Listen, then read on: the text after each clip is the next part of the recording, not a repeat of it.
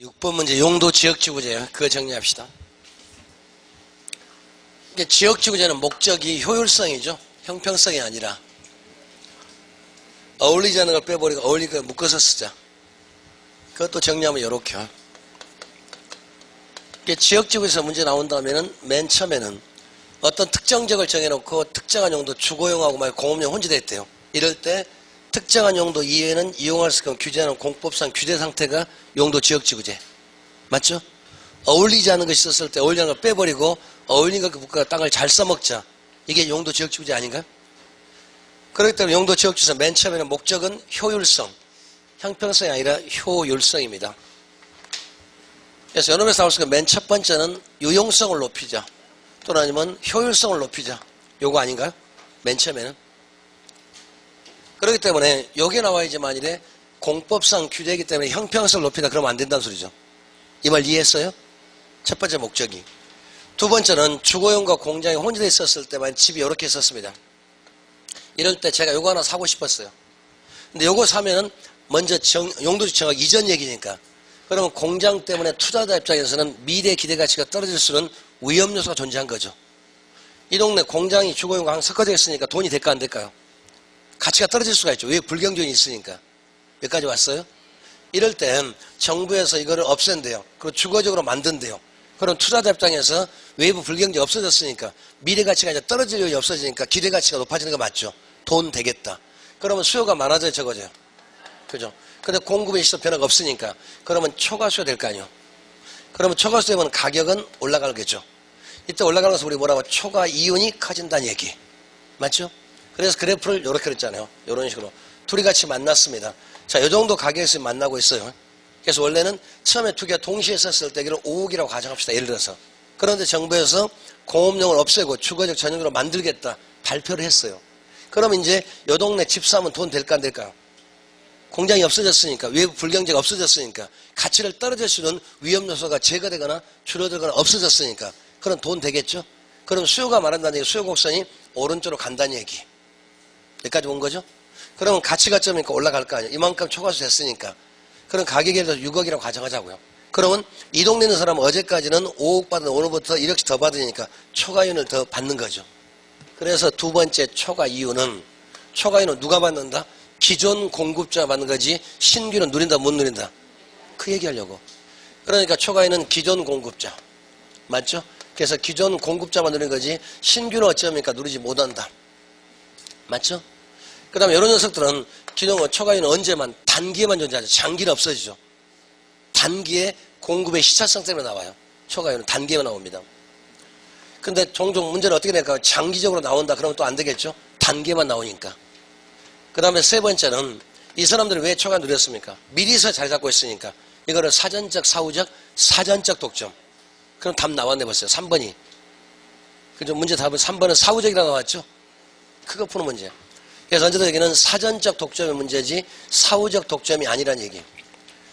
그래서 이쪽에서는 첫 번째 이걸 뭘로 바꾼다? 형평성을 잘 바꿀 거다. 두 번째는 기존인데 기존뿐만이 아니라 신규도 어쩐다 저쩐다. 안 된다는 얘기. 언제든지 단기만 존재하지 장기는 있다 없다. 없다는 얘기. 그 다음에 항상 사전적이지 사후적 하면 안 된다는 얘기. 요게 첫 번째 하나입니다. 맨 처음 얘기요. 요거 가지고 문제를 만들 거니까. 두 번째. 자, 그러면 초과이윤이 생겼으면 그 다음에는 공급자의 양을 늘릴까요 줄일까요? 늘려야 되겠죠. 양을 늘리려고 할 거다. 그래서 여기까지는 단기다. 장기 되면 양을 늘린다. 단기에는 공급의 양적 변화가 없다고 그랬죠. 장기 돼 양이 변화되니까. 그러면은 양을 늘린다는 얘기는 요 동네 땅 사가지고 여기다가 뭐 짓겠다? 아파트 지어서 분양하겠다. 그 뜻이란 얘기. 그래서 저기가 빚금지 땅이 바로 경쟁의 원칙. 우리 13가지 가면 경쟁의 원칙은 수요자 경쟁, 공급적이 아니라 수요자 경쟁. 초과 이윤 때문에 경쟁이 일어나고 경쟁으로서 초과이윤이 소멸되는 것이 바로 저쪽 원칙이요. 그러니까 이때 요 땅을 사기 위한 건설업자 사장들끼리 경쟁이지 땅 주인이 팔아먹기 경쟁이 아니라는 얘기. 수요자 경쟁이고 생산 요소 확보 경쟁이지 생산 물 경쟁이 아니라는 얘기. 여기까지 오셨는가요?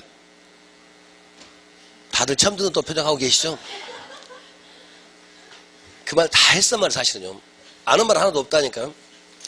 그래서 양을 늘리기 위해서 그 다음에 어떻게 할까요? 양을 늘리기 위해서는 택지에 대한 수요, 많아져야 적어져요. 택지 수요. 그러니까 요 택지 수요 경쟁, 요게 바로 경제 원칙에서 경쟁이죠. 우리 13가지 원칙 경제 원칙 나오죠. 그때 경쟁이 저경쟁을 말하는 거예요. 그러니까 수요자 경쟁인지 공급자 경쟁이 아니라 생산물 경쟁이 아니라 생산 요소 확보 경쟁. 그 이야기. 그것도 어디가 있냐고요? 요약집 가면 있습니다. 저한테 13가지 원칙 가면 그 말 제가 써놨어요. 그죠? 13가지 원칙 경제 원칙 보시면은, 그죠? 예. 지금 몇 페이지가 있냐면은, 페이지 수가 지금 80페이지. 80페이지 보시면 거기 위에서부터 6번째, 양가로 6번에 경제 원칙 거기 읽어보세요. 경제 원칙 보시면은 생산 요소 경쟁, 수요자 경쟁, 생산 물 경쟁이 아니라 써져 있죠? 예, 그쪽 얘기 이쪽에 연결되는 거예요, 사실요. 똑같이. 그 다음에 택지 수요가 많아졌습니다. 그러면 택지 수요가 많아지면 택지 가격이 오를까요, 떨어질까요? 택지 값은 분명히 어쩌니까 오르겠죠? 당연히 올라가겠죠. 그 다음에 택지 값이 올라가면 그 다음에는 자, 공급을 늘리는데 공급이 2점. 그 다음에 요렇게 셋 중에 하나. 자, 1번처럼 갈 수도 있고 2번처럼 갈 수도 있고 3번처럼 갈 수도 있고 요렇게 움직인다는 얘기였으니까. 이럴 때 1번, 2번, 3번은 뭐에 따라서? 비용의 조건에 따라서. 자, 그래서 맨 처음에는 비용이 올라가는 게 정상적. 그래서 비용 증가산업, 비용 체증산업 일반적으로. 자, 비용이 올라갈 때 우리 했던 것은 우상향 높아지고 그 가격 높아지고 양 늘고. 그 다음에 두 번째는 비용 불변 일정. 비용이 또 일정할 수도 있겠죠. 이럴 때 공급곡선 수평선. 그 다음에 세 번째는 비용이 떨어질 때 그러면 우하향 가격 낮아지고. 요거지만 요게 두 번째. 요게 지금 2번 얘기입니다. 그래서 그 말을 처음에는 여기서 출발했습니다. 자, 이 정도에서요. 그 다음에 가격이 이만큼 초과수 됐으니 가격이 이만큼 올랐습니다. 그러면 양을 늘릴까 아닙니까? 양을 늘림에 따라서 초과수가 점점점 소멸되기 때문에 가격은 떨어져 가겠죠. 대신에 뭐가 올라가니까?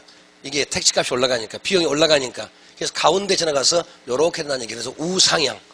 그래서 장기 공급은 비용이 올라가면 우상향된다. 그 다음에 가격은 원래보다 높아진 거 맞죠? 이만큼 높아졌으니까. 그 다음에 양은 이만큼 늘었죠.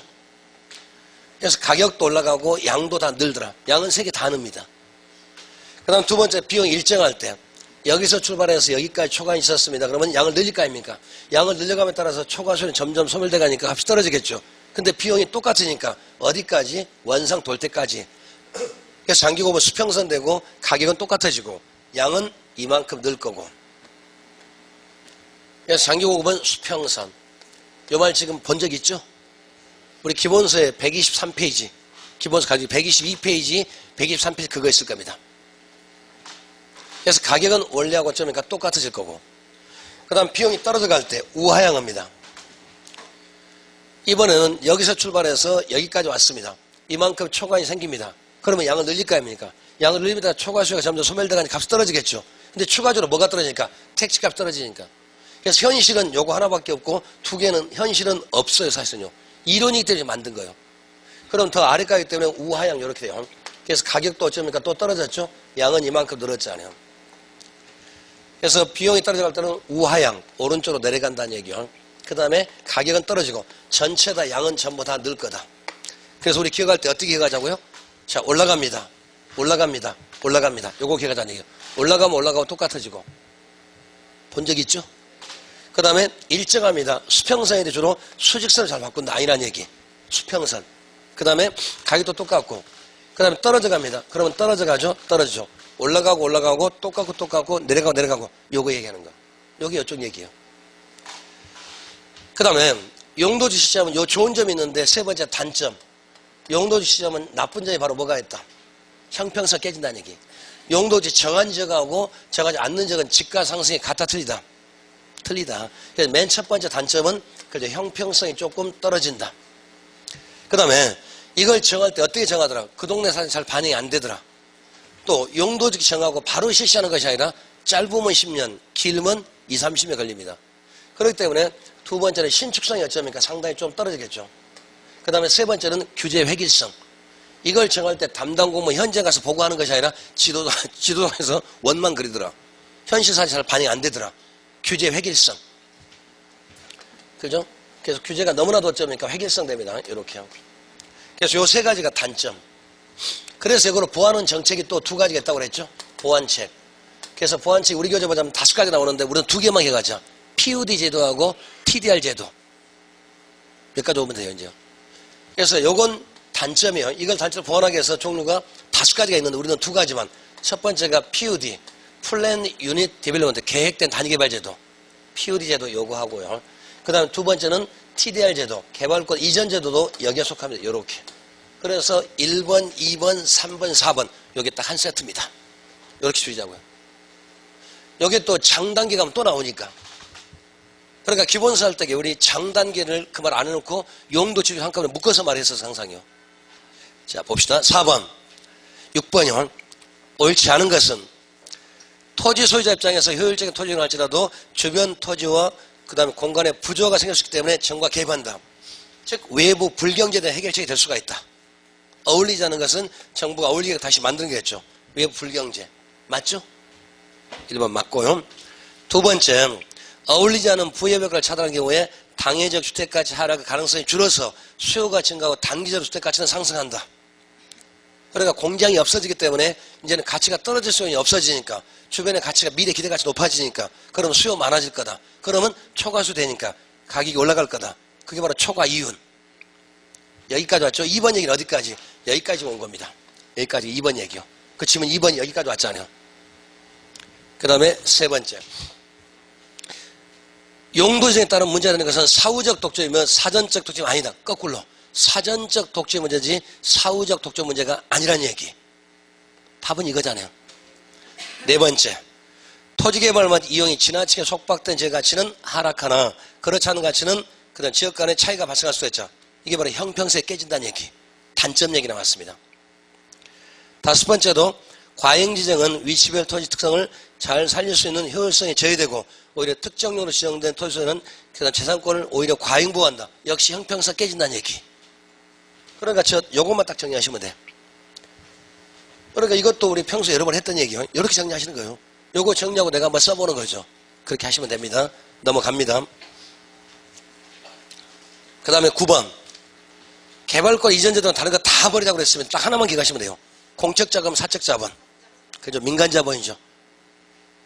이것도 제가 5, 6월달 문제 드릴 때 이 문제 있습니다. 거기 TDR 제도를 한번 만들어 문제가 있으니까. 그래서 개발권 이전 제도는 사적자본, 민간자본이지 공적자본이 아니죠. 그러니까 개발권 이전 제도가 활성화되면은 정부의 재정 부담이 가중된다? 틀렸다는 얘기. 전혀 관계없다는 얘기. 그 다음에 TDR 제도 우리가 현행 실시된 제도가 아니란 얘기. 학문상 개념이지 실시된 제도가 없다는 얘기.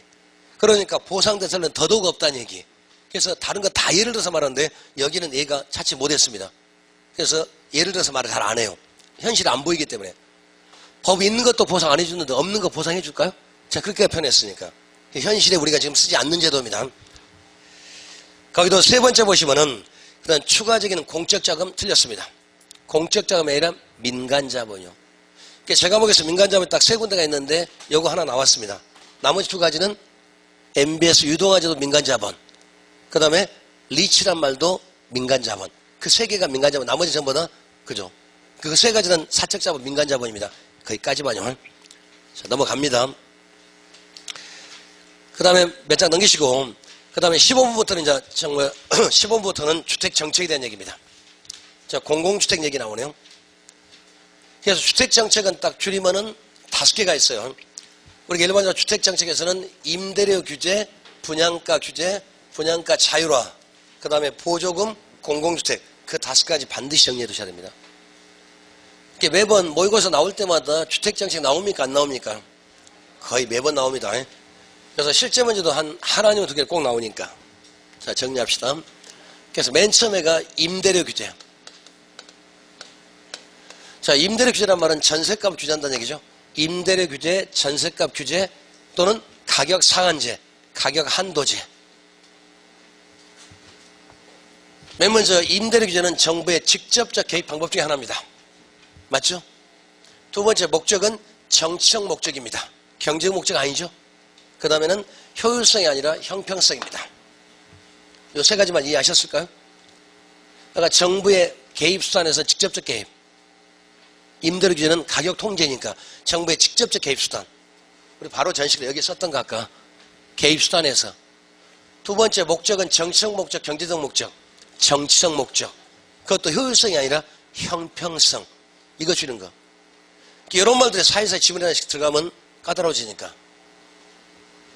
그 다음에 첫 번째 임대료 규제 목적은요. 무슨 목적일까? 가격을 떨어뜨릴 목적. 그래서 가격 인하 목적이요. 가격을 인하시킬 목적. 그죠? 가격을 떨어뜨릴 목적. 그러니까 더 쉽게 말하면 내 집 없는 사람이 남의 전세집 들어갈 때 비용을 저렴하게 전세집 구할 수 있는 제도가 바로 임대료 규제. 전세값 수혜. 맞죠? 가격 떨어뜨릴 목적. 자, 두 번째는 대상 누구를 위해서? 대상은 임차인. 임대인이 아니라 임차인. 맞죠? 집주인이 아니라 저소득층이 또는 임차인일 거고. 그 다음에 세 번째 방법은 어떻게? 방법은 균형가 위로 아래로. 아래로. 그래서 만약 균형가 위로 가면 아무런 영향 못 미치는 거죠. 그래서 균형가격 아래로 가야 돼. 언제든지. 균형가 위로 가면은 아무런 효과가 발생하지 않는다. 또는 시장에 영향을 미치지 않는다. 이렇게. 그래서 언제든지 아래로 가야지 위로 가면 아무런 효과가 없다는 것. 그죠? 그 다음 네 번째. 한번 실시해 봅니다. 자, 실시해 보면 이렇게. 둘이 같이 만났습니다. 자, 전세값이 예를 들어서 1억이라고 가정했습니다. 너무 비싸다. 그래서 정부에서 얼마로? 7천만 딱 정해놨습니다. 그러니까 요 7천만 원 일종의 가격의 상한선이죠. 요 밑으로는 마음대로 하세요. 그 이상은 하지 마라. 이게 임대료 규제. 그러니까 정상적인 시장값이 더 비싸다고 봤기 때문에 가격을 떨어뜨릴 목적. 그 다음에 누구를 위해서? 저소득층의 주거부담 줄여주기 위해서. 시장이 맡기면 안 되기 때문에 정부가 인위적으로 조정한 거죠. 그러니까 직접적 개입 맞잖아요. 목적은 저소득 거니까 형평성 맞잖아요. 논리가. 그죠? 자, 이렇게 보면 이제 어떤 일이 벌어지겠습니까? 이만큼의 초과 수요가 생기겠죠? 그러니까 수요자들은 요만큼 들 거고 공급은 요만큼 줄일 거니까. 그래서 첫 번째 만성적인 초과 수요가 나온다. 맞잖아요. 이 초과 수요를 좀 더 풀어보자면 먼저 첫 번째 신규 공급자. 기존 공급자는 양을 늘릴 거다 줄일 거다. 그렇죠. 양을 어째야 분명히 줄일 거 아닙니까? 근데 줄이는 것은 집을 없애는 것이 아니라 용도로 바꾸겠죠. 용도 전환. 그렇기 때문에 이 용도 전환이 이루어지는데 용도 전환할 건데 단기는 조금 잘 안 될 거고 장기 되면 많이 될 거다. 탄력적으로 될 거니까. 뭐든 단기는 비탄력적, 장기는 탄력적이니까. 맞는 얘기잖아요. 그 다음에 두 번째 기존 공급자가 이번에 신규 공급자. 신규 공급자는 진입을 할까 안 할까요? 돈 안 되니까. 그러니까 진입을 안 한다는 얘기는 투자를 안 한다는 얘기겠죠. 여기도 양을 줄인다는 얘기는 투자를 기피하겠죠. 돈 안 되기 때문에. 임대사업이 돈이 안 되기 때문에 규모를 키우는 것이 아니라 점점점 줄여가는 게 정상 아닐까요? 새로운 사람은 도시락 싸두고 가면서 못 오게 막아야 되겠죠. 돈이 안 되기 때문에. 뭔가 돈이 되면 어쩌면 그런 사람이 좀 활성화되는 거죠. 그러니까 불닭집 한꺼번에 많이 나왔을 때는 돈 되니까 많아진 거 아니에요. 뭔가 돈이 돼야 나오니까. 그 다음에 세 번째. 질적순위 좋아질까 나빠질까? 떨어지겠죠. 그러니까 질적순위 떨어집니다. 새로운 세입자가 들어와서 뭐 해주세요? 그럼 딱 한마디가 있죠. 가. 그렇게 말한다는 얘기. 얼마든지 많으니까. 요렇게. 그 다음 두 번째는 그럼 공급이 이제 어쩌니까 여기서 요렇게 올라간다고 그랬죠. 이중가격이 만들어져서 가격이 두 개. 여기 하나, 요렇게 하나. 가격이 두 개 만들어지죠. 왜 오른쪽으로 안 가고 직선될까요? 공급이 우상향에서는 가격이 점점 올라가니까 양이 점점 더 늘었다는 얘기죠. 근데 여기는 가격이 안 움직이기 때문에 양적 변화가 없는 거죠. 수직선 됩니다. 그래서 나오는 게 두 번째는 이중가격이요. 또 이걸 다른 말로 암시장, 프리미엄 또는 음성적 지출, 추가적 비용. 지금 값이 하나, 둘 나왔으니까 이중가격이 만들어지죠. 이중가격이라고 할 수도 있고 아니면 암시장 또는 음성적 지출, 추가적 비용. 또 같은 얘기요. 그 다음에 세 번째. 여기 안쪽에 있는 사람들은 지금 7천만 원 없기 때문에 집주인이 뭐라고 하더라도 표정관리한다. 안 나간다고 그랬죠? 근데 밖에 있는 사람은 어쩌니까 서로 들어오려고 하죠. 그러니까 기존에 있는 이 세입자보다는 새로운 세입자가 더 유리하다, 불리하다? 불리하다. 그래서 소득분 왜곡이 될 수가 있다. 형평성 깨진다. 거기까지 말했어요. 그래서 기존 공급자는, 그죠? 애 같으면은 기존 임차인들 주거이동을 제한한다. 임차인의 주거이동이 제한. 서로 어쩌니까 안 나가려고 하겠죠? 나가면 어떠니까 더 위로 올라가야 되니까. 그래서 이 제도는 처음에는 값이 분명히 떨어졌는데 나중에 되면 값이 올라가죠.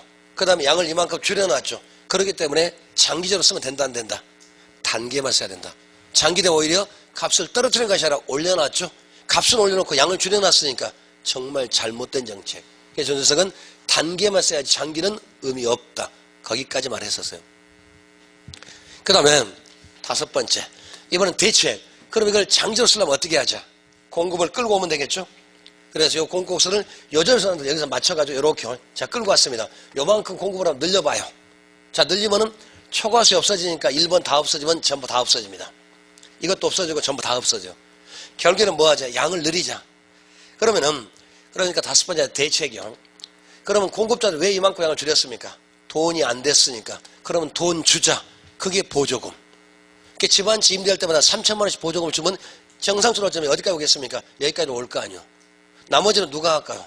정부가 해야지. 그게 공공주택. 그래서 대책은 첫 번째는 보조금 주는 정책이요. 이게 보조금 누구한테? 공급자한테 주자. 공급자한테요. 그 다음에 두 번째는 그러면 일반 민간들이 여기까지 했으면 나머지는 누가 하자? 요 나머지는 국가가 하자. 그게 공공주택. 그래서 세트가 딱 만들어져야 이제요. 그래서 대책은 보조금하고 두 번째는 공공주택이요. 요거 건설하는 문제. 요렇게.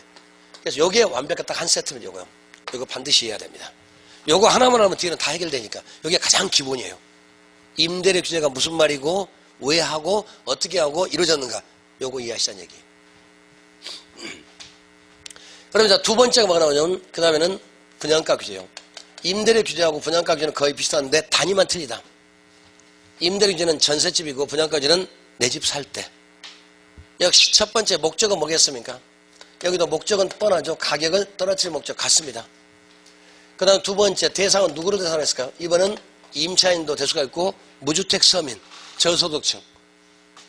내가 내 집을 살 때 저소득층의 분양가를 그만큼 부담을 떨어주는 거. 시장보다 또 아래 가야 되겠죠. 여기는 그러니까 무주택자요. 또는 아니면 임차인 되겠죠. 그래서 무주택자고 그 다음에 세 번째는 그 다음에 방법은요. 균형가 위로 아래로.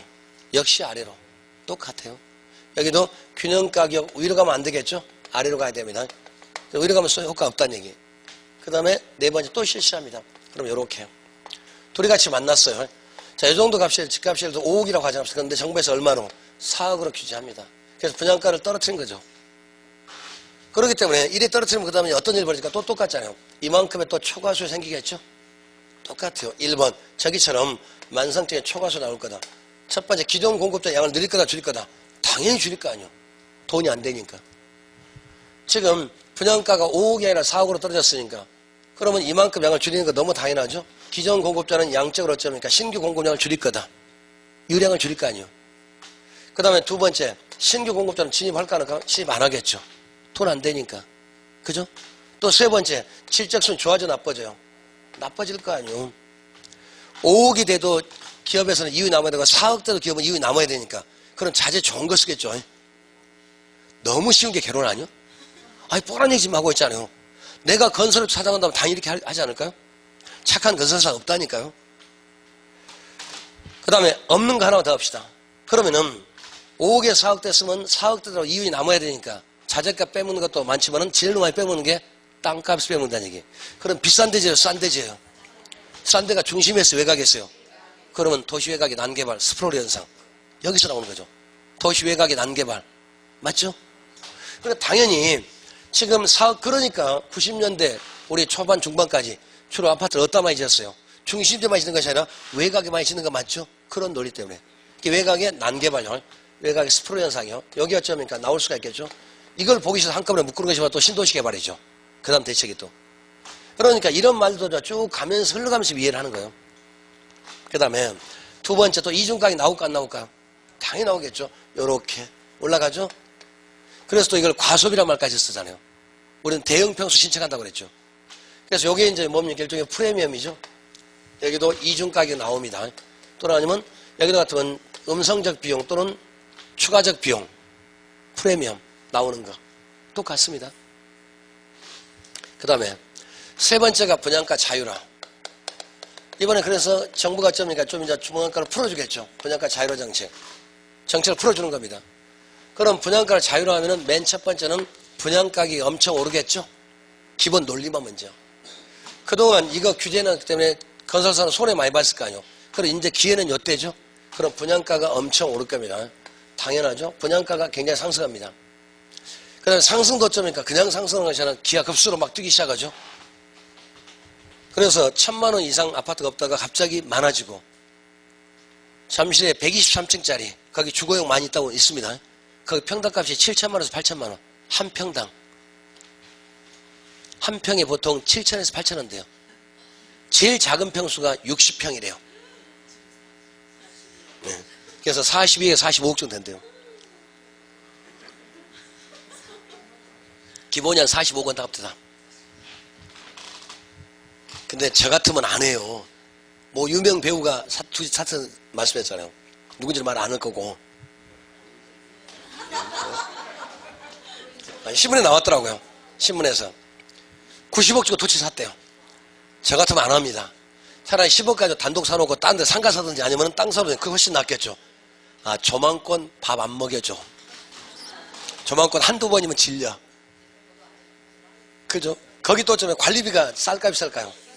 관리비 엄청 비쌀 건데요. 서민들은 관리비도 부담 안 될 건데요. 나무동 내기입니다. 어찌됐든.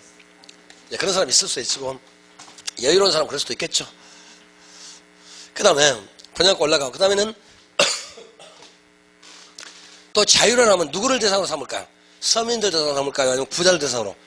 그러니까 주로 대형 위주로 가겠죠. 중대형 위주로 가는 게 정상 아닐까요? 중대형 위주는 많이 공급되겠죠. 그럼에 따라서 이런 녀석들은 질적수는 어쩌니까 좋아지는 거 맞죠. 마감재 잘 쓰고 좋은 거 써가지고. 그죠? 대신에 중대형은 올라가고 질은 좋아지는데 대신 두 번째 소형은요. 소형은 늘어날까 안 늘어날까? 소형은 거의 공급이 안 됩니다. 돈 안 되니까. 분양가 자유로 하면 건설사 입장에서 돈 되는 데 투자할 거 아닙니까? 그럼 누가 돈 되는 사람들은 부자들은 작은 집 안 좋아한대, 큰 집 좋아한대. 일반적으로. 물론 요즘에는 이제 또 1인 가구가 많아질 때 약간 또 건설 생각이 달라지겠지만 원리만. 지금 우리나라 1인 가구 현상이 지금 약간 23% 이상 됩니다. 1인 가구가 지금 4분의 1 거의 다 됐으니까. 그래서 앞으로 가다 보면 이제 이게 1인 가구가 많다는 얘기는 그죠? 규모를 좀 작게 지는 게 될 수도 있겠죠. 이론은 이렇습니다. 근데 현실은 약간 틀릴 수도 있으니까. 그래서 소형을 안 짓기 때문에 소형에 대해서 누가? 정부가 대책을 마련해 줘야 되겠죠. 누가 해준다? 정부에서 어쩌니까 해줘야 됩니다. 그러니까 분양가 자유로 무조건 풀어주는 것이 아니라 일정 규모는 얼마를 짓고 나머지는 풀어줘야지 전면적으로 풀어주면 안 된다는 얘기.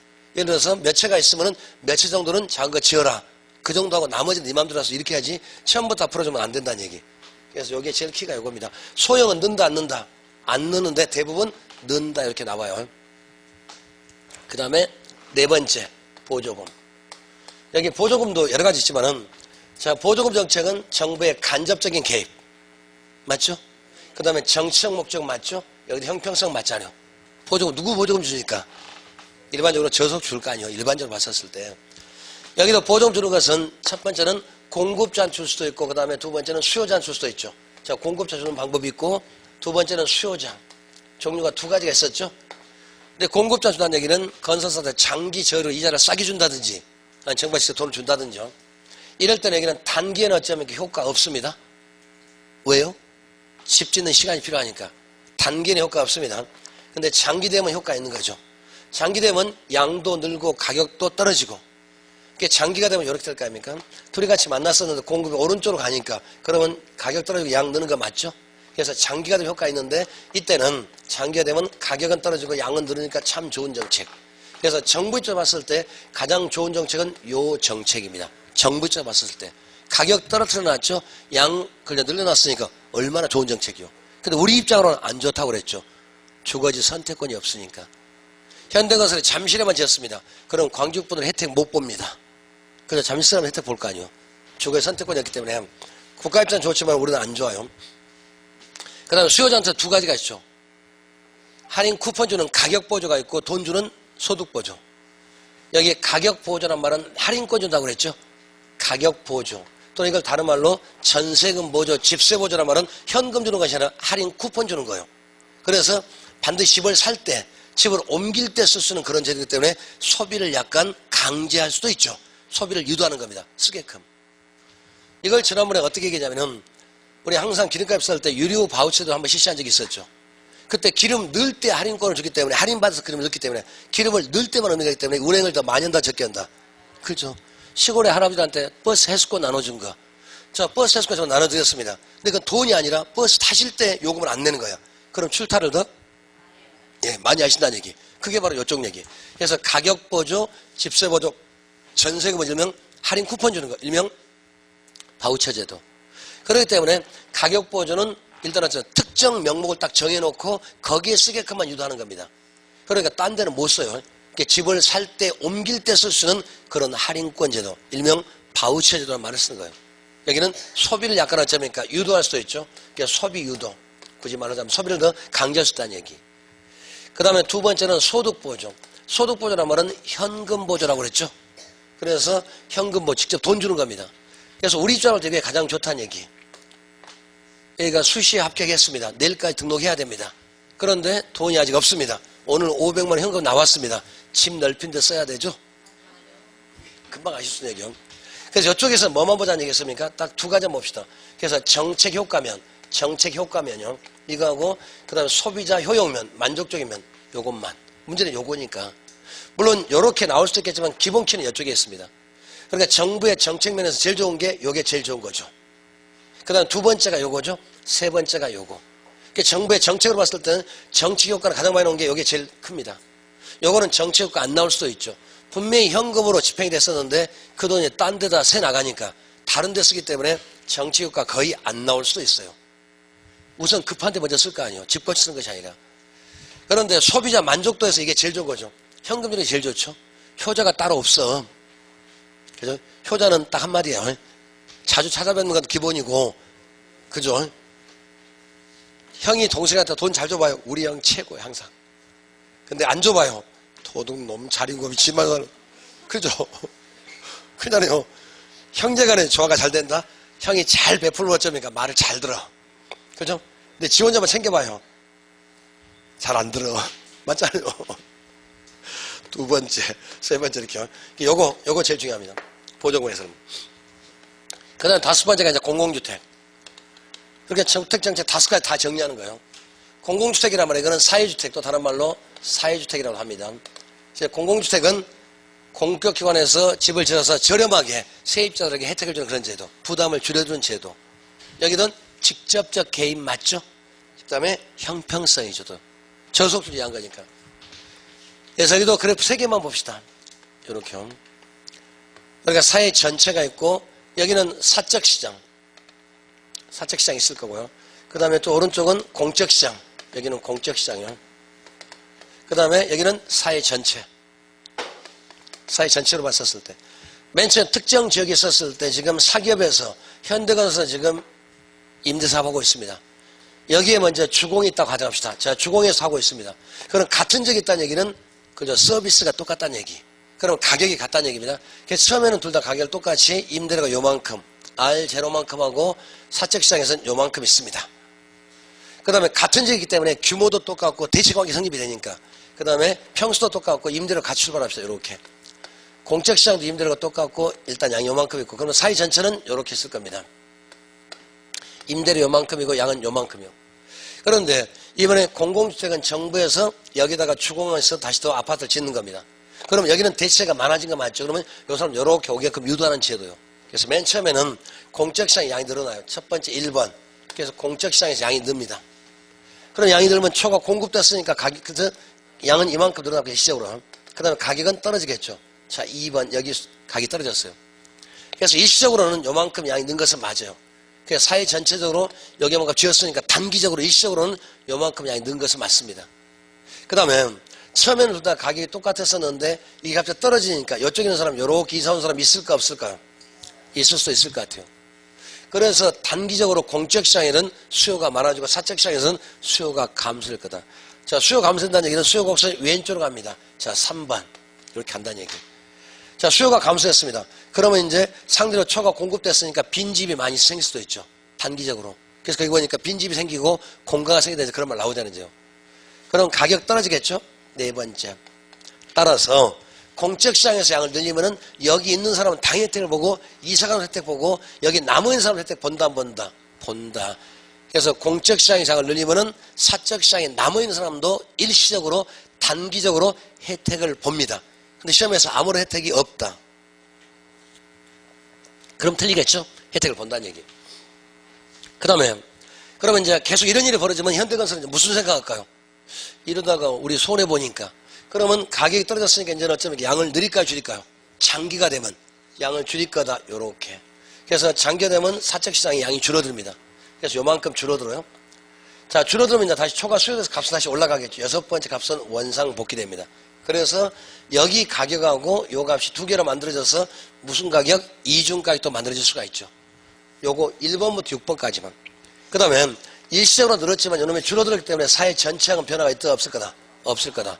요거 반드시 1번부터 6번까지 그 말뜻만 아시면 돼요. 이거 꼭 정리해놓으면 이 정도 한다면 공공시대가 빠져나가는 게 거의 없을 거니까. 자, 그래 놓고 지금 15번 풀어봅니다. 15번. 거기 15번 보시면은 어느 특정 지역에 공공임대주를 공급하는 경우에 나타나는 결과 형성으로 가장 옳지 않은 것은 공공임대주의 공급이 이루어지는 경우에 단기적으로 사적 임대적 시장에서는 공가현상이 발생하여 임대료가 하락한다. 자, 3번 얘기했죠. 그러니까 수요가 요리 건너갔습니다. 그러면 수요가 줄어들 겁니다. 그러면 초가 공급됐습니다. 그러면 원하는 수요보다 공급량이 더 많으니까 빈집이 있을까 없을까요? 그러니까 공가가 많아지고 초가 공급돼서 가격은 오를까요 떨어질까요? 떨어지겠죠. 그래서 임대료 하락. 그래서 여기가 임대료가 떨어진다는 얘기. 그렇기 때문에 공공주택 건설하면은 사적 시장에 남은 사람도 일시적으로 단기적으로 혜택을 본다. 단기에만, 장기는 혜택이 없어요. 1번 이해하셨는가요? 두 번째, 단기적으로 공공주택 수요는 증가하지만 사적 임대 수요는 오히려 감소할 거다. 단기에는. 건너갔으니까. 수요가 빠졌으니까. 맞죠? 그 다음에 세 번째, 임대주택 시장에서는 이중가격이 나타나며 장기적으로 공공임대주택에 입주한 자는 임대 보조금을 지불하는 소득 제도와 거의 같을 거다. 이게 목적이 뭐였습니까? 공공주택 건설에서 저소득층의 주거비 부담을 줄여주고 돈 적게 살 수 있는 그런 제도 만들어주는 거니까. 그러니까 형평성의 말 또 많이 떨어지는 거죠. 부자들이 아니라. 부자들은 이런 공공주택 들어가지도 않을 거니까. 그 다음에 네 번째, 장기적으로 사적 임대 시장은 임대를 하락에 따른 공급량이 점차 감소해서 원래의 높은 수준으로 해결할 거다. 그래서 기본수 똑같이 이렇게 써졌습니다. 그래서 거기 원래의 높은 수준이 나온 것은 원래 수준 여기까지 온다는 얘기지 요보다 더 높게 올라간다 그 말이 아니라고 제가 그랬잖아요. 기본수 똑같이 이렇게 써졌습니다. 원래 높은 수준, 즉 처음엔 이만큼 떨어졌다 다시 여기까지 온다는 얘기지 여러분보다 높게 올라간다 그 말은 아니라는 얘기. 원래 그 수준까지 올라온다는 얘기지 원래보다 높게 올라간다 그 말이 아니라는 얘기. 기본서에도 말이 이렇게 써서 오해수에 대해서 말씀을 드린 것 같아요. 맞아요. 그 다음에 다섯 번째, 공공임대주택이 공급되는 만큼 사적임대주택의 공급이 감소해서 여기까지는 맞습니다. 따라서 장기적으로는 사회 전체가 감소하는 것이 아니라 일정 똑같습니다. 두 개만 있다 한다면. 그러니까 공적시장에서 늘어가는 양하고 사적이 같을 거다. 그래서 공적시장, 사적시장을 잠시겠다. 거기까지 말했었어요. 요거 정리하셔야 됩니다. 답은 5번이 틀렸죠? 자, 넘어갑니다.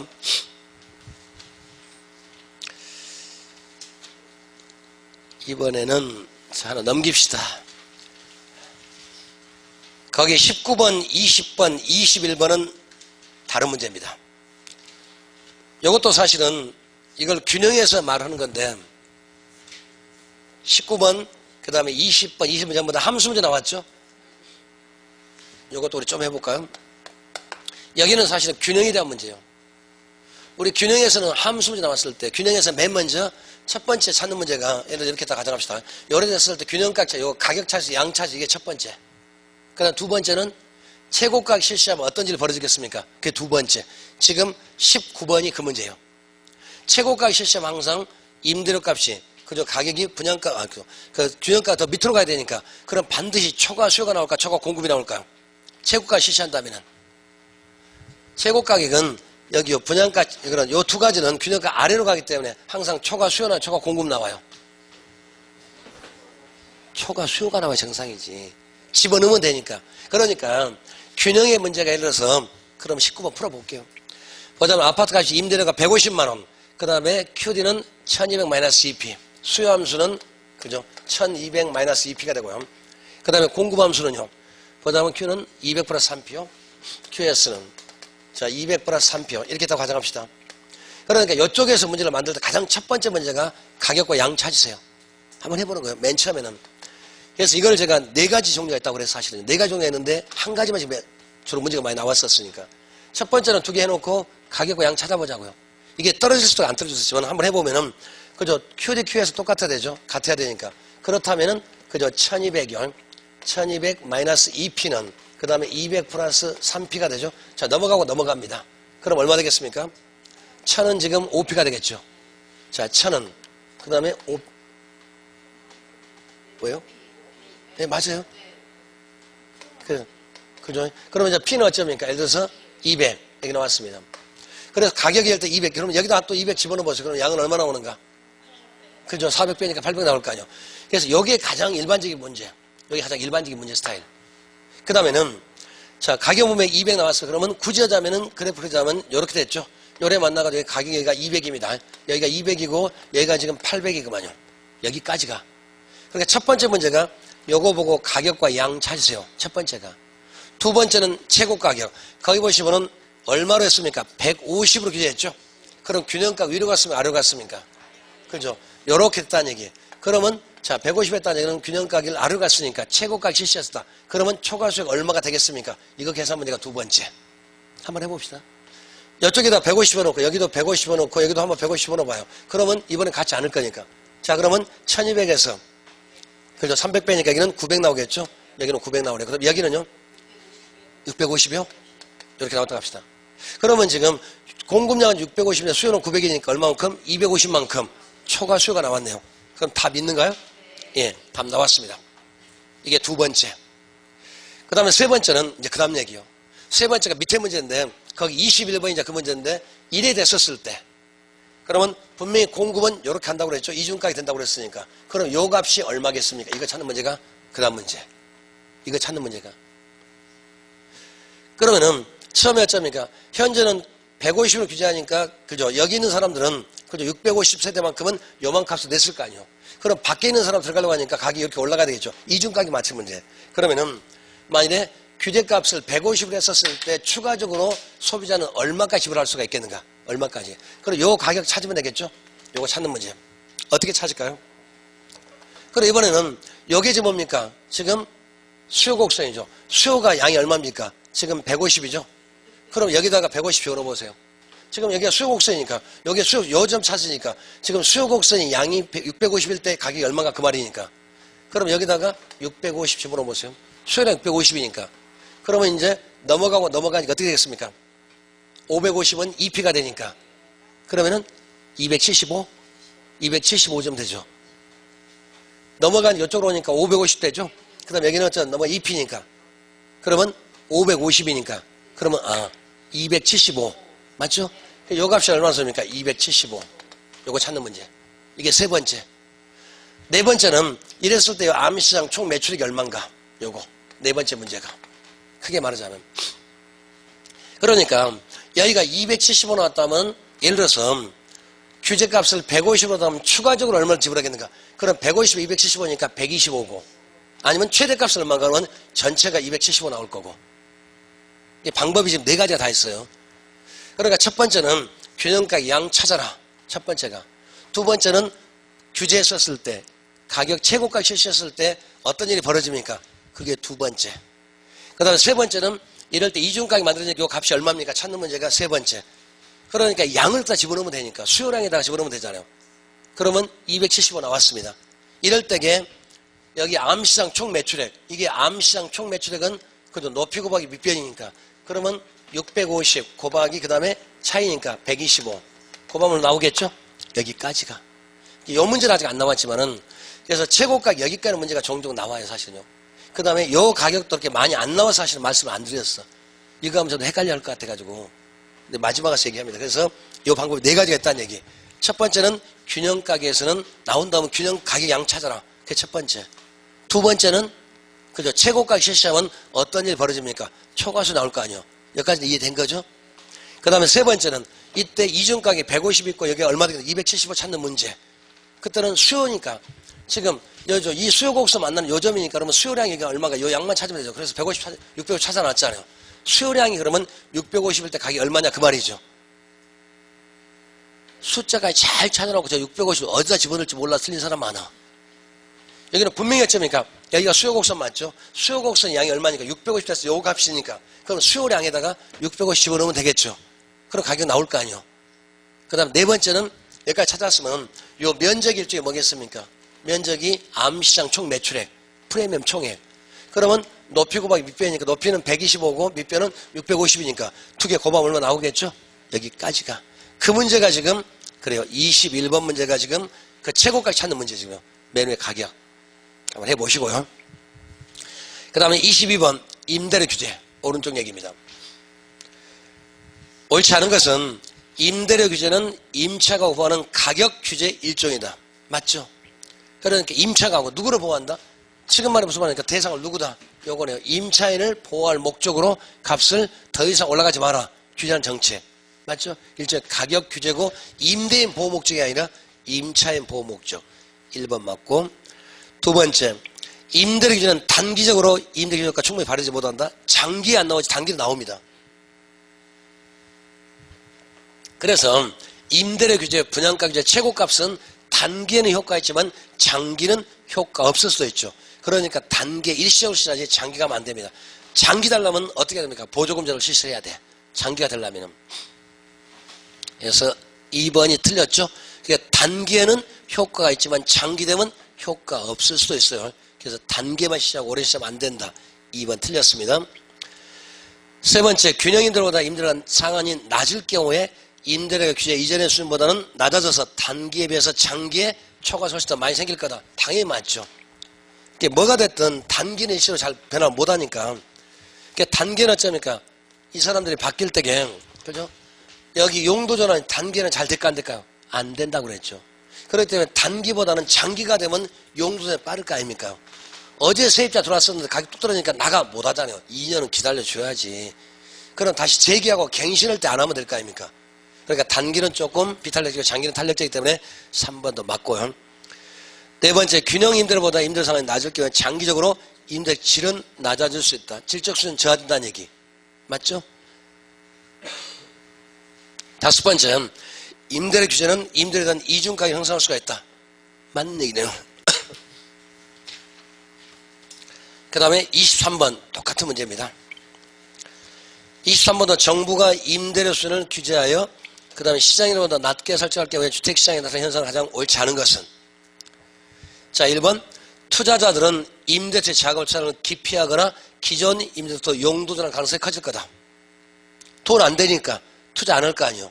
기피할 거고 그 다음에 기존 사람을 또 용도 전환 아까 바꾼다고 그랬으니까 신규 투자자는 아예 없을 거고 두 번째 임대수에 대한 초과수가 발생해 장기적으로는 실제 임대수의 감소할 우려가 있으므로 단기적으로 시행하는 것이 타당하다. 2번 이해하셨는가요? 단기에는 값을 떨어뜨리는 것은 좋은데 장기가 되면 가격이 다시 올라가고 양이 줄어들기 때문에 안 된다. 단기가 제일 좋죠. 단기에는 주택의 절약공고 변화가 없으니까 단기 절약은 수직선이니까 장기 되면 이제 바뀌겠죠. 그러니까 단기에는 좋죠. 장기는 좀 안 좋습니다. 그 다음에 세 번째 임대책의 질적 차를 가져오고 음성 지급을 하기 어려운 저소득층 임차인들은 임대료 구하기가 더욱더 어려워질 거다. 맞죠? 그러니까 자본주의에서는 자본이 깡패 맞잖아요. 없으면 죽어요. 어찌됐든 자본주의 사는 자본이 그죠? 저 속물 같은 얘기 또 하잖아요. 근데 어쩔 수 없어. 우리 다 느끼는 얘기니까. 그죠? 돈이 지갑에 두겠다는 사람이 여유가 생기고 안 생기고 그런 거 맞죠? 좀 여유로우면 어쩌니까 여유로우면 어쩌니까 모든 게 자신 있어. 그냥 해. 아니면 말지 뭐. 딱 10,000원짜리 하나밖에 없습니다. 못해. 없으면은. 맞잖아요. 그죠? 돈이 지갑에 두겠다라서 사람이 후덕하게 될 수도 있고 여유로울 수도 있고 그죠? 베풀 수도 있는데 없으면 어쩌니까 어쩔 수 없잖아요. 어쩔 수 없이 그런 것 같아요. 돈 없는 사람 여유 부른다. 그거는 어쩌니까 허세입니다. 네 번째. 그 다음 이미 입주한 기존의 임대차요. 임차든 주거이동을 제한시켜서 교통문제, 혼합문제, 사회적 문제 나올 수도 있죠. 주거이동 제한된다. 5번이 좀 어렵습니다. 그래서 아까 여기 안쪽에 있는 사람은 기존 사람들 얼마예요? 지금 7천만 원였는데 밖에 있는 사람은 여기 올라가니까 그래서 기존 임차인들보다 신규 새로운 임차자가 더 유리하다 불리하다? 예, 불리하다. 기존 임차자는 지금 7천만 원 얻고 있는데 새로 들어온 사람 올라가니까 이중가격만 더 높이 올라가야 될 거 아니에요. 그래서 신규 임차자는 기존 임차자보다 더 불리한 입장에 놓입니다. 다 5번이 그 말이요. 이미 입주한 기존 임차자들은 새로운 임차자보다 불리한 입장에 놓이게 된다? 아니죠. 거꾸로. 새로운 사람이 기존 사람보다 더 가격이 올라가니까 이중가격 되니까 더 불리하게 된다는 현상이 되신 거죠? 자, 넘어가겠습니다. 그 다음에 26번도 똑같은 문제. 그래서 정부의 공공임대차 공급정책과 임대료 규제 대상에서 가장 옳은 것은 보시면 단기적으로 저렴한 임대료 공공주택이 공급되면서 임대료 공공임대차 공급되면서 그다음에 공공임대적 시장과 사적 임대 시장에서 수요는 증가한다. 지금 이게 공급되면서 공적 시장의 수요는 많아지고 가격은 어쩝니까? 공급량이 늘었기 때문에 가격은 떨어지고 오히려 수요는 많아질 수가 있죠. 근데 사적 시장 수요가 많아지고 오히려 줄어들잖아요. 1번 다시 읽어보세요. 그러면 공공임대적 시장과 사적 임대 시장 수요가 둘 다 증가된 것이 아니라 공적 시장은 수요가 많아지고 사적은 줄어드는 거죠. 그죠? 그리고 공적 시장은 임대료가 점이니까 떨어지고 여기도 떨어지는 건 맞지만은 그러니까 공공주택을 건설하면 공급량이 다 늘었잖아요. 늘음에 따라서 가격이 떨어졌죠. 그러면 이쪽으로 온 사람 수요가 많아져야 저거죠. 많아지기 때문에 여기 수요는 줄어야 정상이지 증가가 아니라 맞죠? 여기 수요가 줄어들음에 따라서 여기 가격은 어쩌니까 훨씬 더 떨어질 거 아니에요. 그래서 공공주택 건설하면 사적 시장에 있는 사람은 혜택을 본다 안 본다 일시적으로 봅니다. 그렇게 되신 거죠? 그래서 1번 틀렸네요. 그 다음에 2번 공공임대 공급의 장기에는 사적 시장의 공급이 서로 장기가 되면 어쩝니까? 이제는 가격이 떨어졌으니까 사적 시장은 손해봤으니까 양을 늘린다 줄인다 장기되면 양을 줄여야 되겠죠. 공급량을 늘리는 것이 아니라 그죠? 감소. 그래서 공공시장 사적 시장 공급은 점점 공급은 증가가 아니라 감소하고 임대는 다시 하라는 것이 다시 원상복귀 원래대로 올라올 거다. 이해하셨는가요? 지금 했던 얘기는 5번하고 지금 6번 얘기 좀 하고 있죠. 요 그래프 안에서는 공급 줄었다. 그 다음에 그러면 다시 올라간다. 이렇게. 그 다음에 세 번째. 장기적으로 공공임대 공급은 지속적인 증가에 불과하고 사적 임대 쪽의 공급 감소로 말해서 시장 전체 수요는 불변일 거다. 그죠? 이만큼 는 만큼 줄었으니까 결과적으로는 양적 변화가 없어 또 같을 거다. 예, 맞네 이게. 3번이 맞는 얘기죠. 사회 전체는 변화가 없습니다. 네 번째. 공공임대 공급 쪽에 장기적으로 공공시장에 이주한 사람과 사적 시장에 남아있는 사람 모두가 혜택을 얻지 못한다? 입지 못한다? 아니죠. 사적에 있는 사람은 혜택을 장기는 없습니다. 근데 공공시장에 있는 사람은 그만큼 임대가 떨어지는 거. 물론 이 떨어지는 폭이 조금 더 줄어들 수도 있겠죠. 어찌됐든 여기 있는 사람은 혜택을 봅니다. 장단기 전보다. 근데 이쪽에 있는 사람은 단기에는 혜택을 보지만 장기는 혜택이 없어진다. 그러니까 결국은 이제 그래프 1번부터 6번까지 지금 순서 바꿔서 얘기하는 거예요. 이거 반드시 그려보세요. 그 다음에 다섯 번째, 임대료 규제는 가격 상한가를 의미하므로 균형임대료보다 높게 낮게 임대료 규제 이쪽이요. 여기 나오네요. 임대료 규제는 균형가보다 높게 낮게 썼어야지 높은 의미가 없다는 얘기. 그죠? 여기 틀렸네요. 그래서 항상 균형가 아래로 가야지 균형가 위로 가면 의미가 없습니다. 여기까지 되신 거죠? 자, 그 다음에 넘어갑니다. 그 다음에 조세정책에서는 딱 한마디만 하면 끝낼게요. 조세정책은 조세는 전가는 탄력성과 비례, 귀착은 탄력성과 반비례. 그러니까 조세 전가는 반드시 일어납니다. 그러니까 조세 자기가 탄력성 크다는 얘기는 전가를 많이 시킨다는 얘기요. 그러니까 내가 완전 탄력적이면 내 걸 다 보내니까 저는 제로 상대방이 100을 받는 거죠. 그러니까 수요가 완전 탄력적이고 수요자는 전부 다 100% 전가를 시키기 때문에 수요자는 부담이 제로가 되고 공급자가 100이 되는 거. 맞죠? 그러니까 한마디로 조세의 전가와 귀착은 탄력성과 밀접하다. 전가는 탄력성과 비례, 귀착은 탄력성과 반비례합니다. 그래서 내 탄력성이 크면 클수록 내가 유리. 그러니까 수요가 탄력성이 크면 수요자가 유리. 그러면 반대편에 공급자는 불리하다는 뜻이겠죠. 말해 공급이 탄력적이면 공급자가 유리. 그럼 수요자는 불리하다는 그런 얘기. 되신 거죠? 그래서 그거 하나만 이해하시고 문제 좀 풀어보시면 될 것 같고 그 다음에 이제는 다음 시간부터 어디에 가면 3장의 시장론 거기 하도록 하겠습니다. 좀 쉬어가겠습니다.